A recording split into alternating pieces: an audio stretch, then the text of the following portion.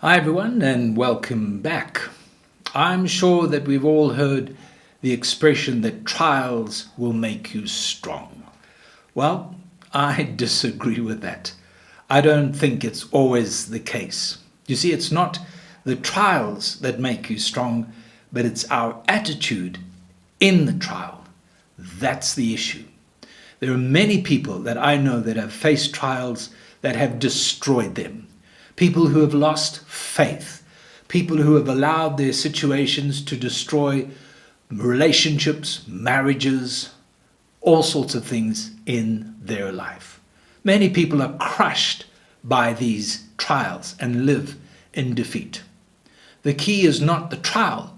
The key lies in our attitude in the trial that we're facing.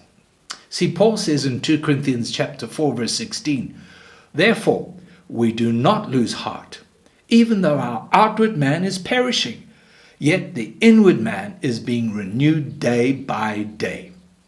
He says that our light affliction, which is but for a moment, is working for us a far more exceeding and eternal weight of glory.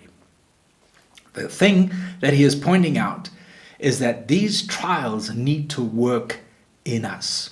Now, it's interesting, the Greek word literally means to fashion, to make, as a sculptor would take stone and he would chisel away and chip away at the stone until he arrived at the shape that he wants. Then he polishes, he cleans, he works that stone in the same way that a potter will take the clay. And the Bible says he will throw the clay and he will make the vessel that he sees fit for the clay. That's what needs to happen. So it's the attitude of allowing God to work within us during these times. It's not easy. He deals with our pride. He deals with our fears. He deals with our frustration, our anger, our independence, our worries. That's the working of God. That's how we grow in Christ. That's how we come into the maturity in Christ. That's God's plan and purpose for every one of us. So the Apostle James, he had a revelation of this because he writes and he says, "Count it all joy when you fall into these various trials, knowing that the testing of your faith produces patience."